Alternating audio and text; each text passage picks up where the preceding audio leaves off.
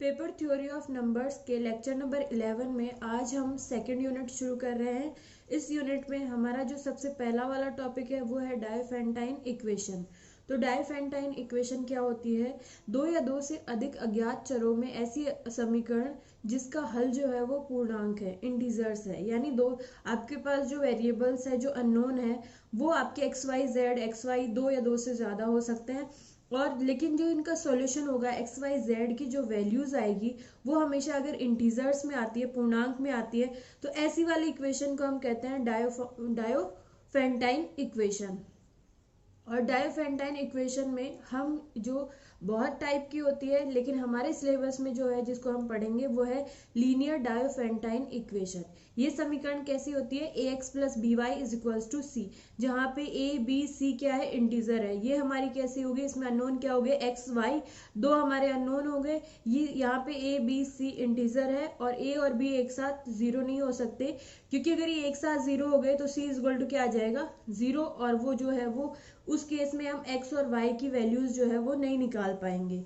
तो हमारे पास यहाँ पर क्या कंडीशन रहती है? ए बी एक साथ जीरो नहीं हो, तो A X plus B Y is equal to C को हम कहते हैं लीनियर डायोफेंटाइन इक्वेशन, जहाँ पे ए बी सी क्या होते हैं? हमारे इंटीजर होते हैं। इसको हम कहते हैं लीनियर डायोफेंटाइन इक्वेशन। इस पे जो है हम एक रिजल्ट देख लेते हैं। ये हमारी इक्वेशन हो गई, तो इसके जो सॉल्यूशंस है, जो हल है, उनके बारे में एक रिजल्ट है जो हमारा थ्योरम के रूप में दिया हुआ है। तो पहले हम इस थ्योरम को पढ़ लेते हैं। इस थ्योरम का प्रूफ भी आपको याद रखना है और इसका रिजल्ट भी आपको याद रखना है, क्योंकि ये न्यूमेरिकल सॉल्व करने में काम आएगा। तो ये हमारी थ्योरम क्या कहती है कि आपकी जो लीनियर डायोफेंटाइन इक्वेशन है, यानी A X plus B Y is equal to C, तो इसका एक हल विद्यमान होगा यदि और केवल यदि डी डिवाइड करे सी को। और डी क्या है?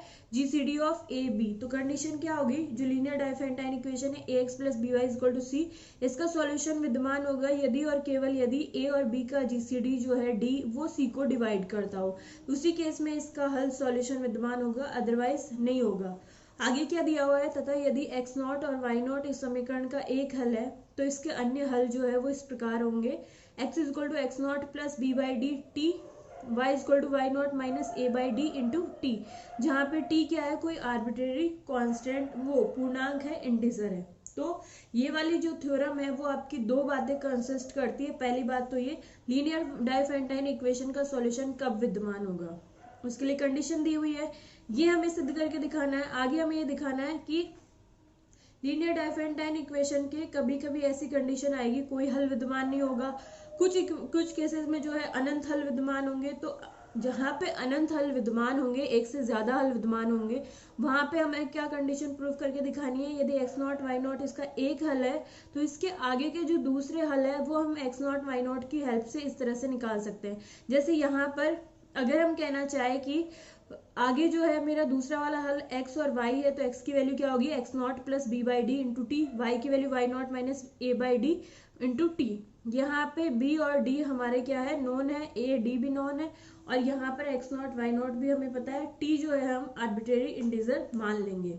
तो इस थ्योरम के प्रूफ में जो सबसे पहले हम बात सिद्ध करेंगे वो यहाँ तक की होगी, यानी हम कहेंगे linear Diophantine equation A X plus B Y is equal to C है, तो इसका हल विद्यमान होगा यदि और केवल यदि डी डिवाइड करता है सी को, जहाँ पे डी जो है ए और बी का क्या है? जीसीडी है। तो यहाँ पर जो है हम सबसे पहले ये यदि और केवल यदि है, तो इसका मतलब हमें दोनों तरफ से प्रूफ करके दिखाना है।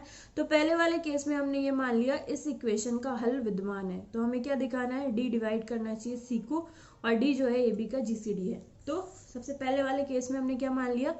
माना जो समीकरण है X plus B Y equal to C, इसका एक सॉल्यूशन विद्यमान है, और वो सॉल्यूशन क्या होगा? इसके हल में एक्स और वाई के मान होंगे, तो वो मान अपन ने मान लिया एक्स नॉट वाई नॉट, इसका एक हल विद्यमान है एक्स नॉट वाई नॉट।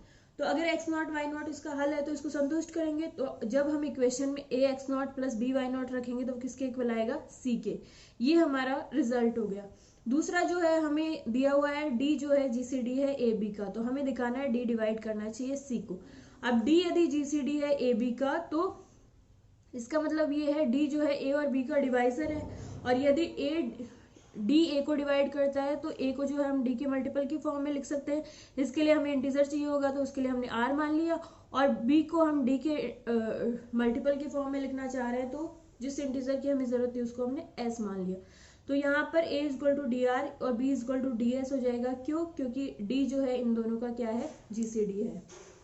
या फिर इसको हम इस तरह से भी समझ सकते हैं, d यदि इन दोनों का जीसीडी है तो मतलब d इन दोनों का क्या हो जाएगा, कॉमन डिवाइजर, एक तरह से डिवाइजर हो जाएगा। तो हम क्या मानते हैं, मतलब d जो है वो a को और b को डिवाइड करेगा। तो हम मान लेते हैं जब a d को डिवाइड करेगा तो जो इंटीजर आता है, क्वोशंट जो भागफल आता है वो r हो जाएगा, और जब b को डिवाइड करेगा तो उस टाइम जो भागफल है, क्वोशंट है, वो हमारा s हो जाएगा। तो यहाँ से क्या रिलेशन आ जाएगा, a is equals to D into R और b is equals to D into S.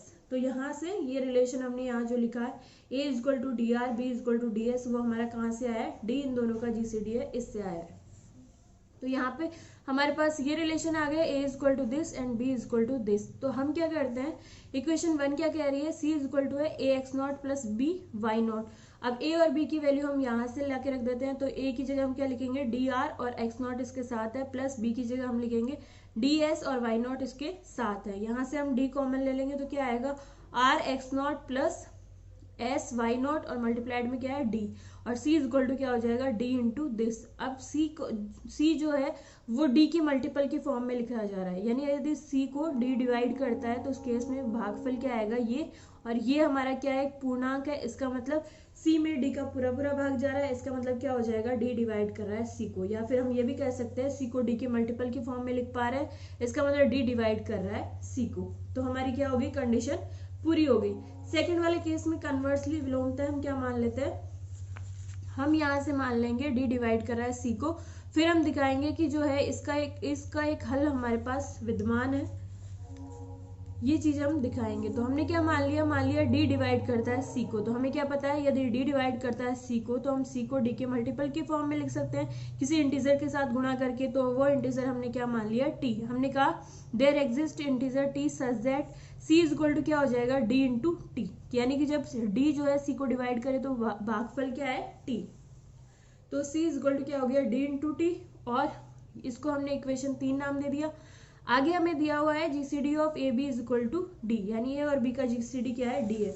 तो हमने पिछली वाली यूनिट में एक रिजल्ट पढ़ा था कि ए और बी के जीसीडी को, जिसको हम डी कहते हैं, डी मानते हैं बहुत बार, तो ए और बी के जीसीडी को इन दोनों के लीनियर कॉम्बिनेशन की फॉर्म में लिखा जा सकता है। ये रिजल्ट हम पढ़ के आए हुए हैं। जीसीडी ऑफ ए बी को पूर्णांकों की सहायता से हम ए तथा बी के लीनियर कॉम्बिनेशन में लिख सकते हैं। तो हमारा यहाँ पे ए बी का जीसीडी क्या है, डी है। तो हम डी को जो है ए बी के लीनियर कॉम्बिनेशन में लिखना चाहते हैं। इसके लिए हमें पूर्णांक चाहिए, तो वो पूर्णांक हमने क्या मान लिए, एक्स नॉट वाई नॉट। हमने क्या कहा, पूर्णांक एक्स नॉट वाई नॉट इस प्रकार विद्यमान होंगे कि डी जो है ए और बी का क्या हो जाएगा, लीनियर कॉम्बिनेशन, यानी डी इज इक्वल टू क्या होगा, A x not plus B Y naught. ये हमारे पास क्या आ गई, इक्वेशन 2। तो यहाँ से जो है हम डी की ये वाली value A x not plus B Y not हमारी इक्वेशन 1 में ले जाके रख देते हैं। इक्वेशन 1 क्या है, C is equal to D into T. तो d की जगह हमारा क्या हो जाएगा, c is equal to D की जगह A x not plus B why not, और t इसके साथ मल्टीप्लाइड है। अब t को अंदर मल्टीप्लाइड कर देता है तो c इज इक्वल टू क्या हो जाएगा, A x naught T plus B Y naught T. तो ये हमारी जो इक्वेशन है वो किस टाइप की हो गई, A X plus B Y is equal to C, यानी ये जो है एक्स नॉट टी ये एक्स की वैल्यू है, वाई नॉट टी वाई की वैल्यू है, और ये जो है A X plus B Y is equal to C का हल है। एक्स नॉट टी और वाई नॉट टी जो है हमारी समीकरण, A X plus B Y is equal to C का क्या है, एक हल है, यानी कि हमारी समीकरण का हल विद्यमान है। शुरू में हमने क्या माना था कि डी डिवाइड करता है सी को, और हमने क्या दिखा दिया कि A X plus B Y equal to C जो हमारी लीनियर डायोफेंटाइन इक्वेशन है उसका हल जो है वो विद्यमान है। यानी हमारी जो थ्योरम है उसका यहाँ तक का पार्ट जो है वो हम सिद्ध कर चुके, यानी कि लीनियर डायोफेंटाइन इक्वेशन का हल तभी विद्यमान होगा जब ए और बी का जीसीडी सी को क्या करे, डिवाइड करे। आगे जो है हम इसका आगे वाला पार्ट सॉल्व करते हैं। इसके आगे वाले पार्ट में हमें ये दिखाना है कि यदि एक्स नॉट वाई नॉट इसका एक हल है इस वाली इक्वेशन का, तो इसके दूसरे हल इस टाइप के होंगे, ये हमें दिखाना है। तो इसको सिद्ध करने के लिए हमने क्या किया, एक्स नॉट वाई नॉट जो है उनको इस इक्वेशन का एक हल मान लिया, एक दूसरा हल और ले लिया सॉल्यूशन हमने, उसको हमने नाम दे दिया एक्स नॉट वाई नॉट। अब अगर X not sorry X dash और वाई डैश। तो एक हल तो हो गया एक्स डैश वाई डैश, तो हमारे पास एक्स डैश वाई डैश इस इक्वेशन को सेटिस्फाई करेंगे तो रिजल्ट क्या आएगा, A x not plus B Y naught is equal to C. और एक्स डैश वाई डैश भी इसके हल है, तो क्या हो जाएगा, A X dash plus B Y dash is equal to C. यानी ये दोनों आपस में कैसे हो जाएंगे, इक्वल। ये इक्वल हो गए तो हम क्या करेंगे, ए वाली टर्म्स को एक तरफ ले जाएंगे, बी वाली टर्म्स को एक तरफ ले जाएंगे और ए और बी बाहर ले लेंगे। इन दोनों टर्म में से ए बाहर लिया तो अंदर क्या बचेगा, एक्स डैश माइनस ये इधर जाएगा तो क्या हो जाएगा, X not is equals to B why not, और ये वाई डैश वाले को इधर लाएंगे तो ये माइनस वाई डैश। तो हमारे पास रिजल्ट क्या आया, A into X dash minus x not is equal to B into Y dash minus Y dash. ये हमने एक काम कर लिया। इसके बाद हम क्या कह रहे हैं, डी हमारा क्या है, ए और बी का जीसीडी है।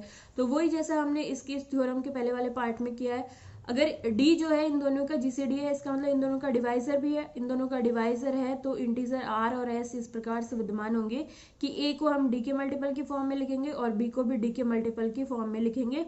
और यहाँ पे क्या हो जाएगा, A is equal to D into R और B is equal to D into S. लेकिन यहाँ पे हम एक और बात का यूज करेंगे जो हमने लास्ट वाले पोर्शन में नहीं किया था। ये बात क्या है, यहाँ पे आर और एस का जीसीडी क्या है, 1 है। ऐसा क्यों है, क्योंकि यदि आर और एस में 1 से ज्यादा कुछ कॉमन होता तो वो डी के साथ मल्टीप्लाइड आता और इसका जीसीडी जो है वो डी से बड़ा होता है। जैसे कि अगर हम कहें 4 और 8 है, तो अगर इसका जीसीडी 2 लेते हैं तो उस केस में 4 को हम क्या लिखेंगे, 2 इंटू 2, और 8 को हम क्या लिखेंगे, 2 इंटू 4। तो यहाँ पे 2 इंटू 2 और 2 इंटू 4 में से जो 2 और 4 बचा हुआ है, आर और एस बचा हुआ है 2 और 4, वो आपस में कैसे हैं, उनका जीसीडी आपस में 1 नहीं है। इसलिए वो जो 2 है इनका जीसीडी 4 और 8 का जीसीडी 2 नहीं हो सकता। 4 और 8 का जीसीडी क्या होगा, 4, क्योंकि 4 को उस केस में हम लिखेंगे 4 इंटू 1 और 8 को हम लिखेंगे 2 इंटू 4। तो 4 इंटू 1 वाला 1 और 2 इंटू 4 वाला जो यहाँ पे है 4 इंटू 1 वाला 1 और 4 इंटू 2 वाला जो 2 है वो 1 और 2 का जीसीडी क्या होगा, 1। इसलिए यहाँ पर ए और बी में से जो मैक्सिमम कॉमन फैक्टर है वो डी है, उसको हम बाहर ले लेते हैं। उसके बाद जो मल्टीप्लिकेशन में आर और एस बचेगा वो एक दूसरे से बिल्कुल अलग है, इसलिए इनका जीसीडी क्या रहता है, 1 रहता है। तो यहाँ पे हमने डी जो है इनका जीसीडी है, इसलिए ए को हम लिखेंगे डी इंटू आर, बी को हम लिखेंगे डी इंटू एस, और यहाँ पे आर और एस का जीसीडी क्या है, 1 है।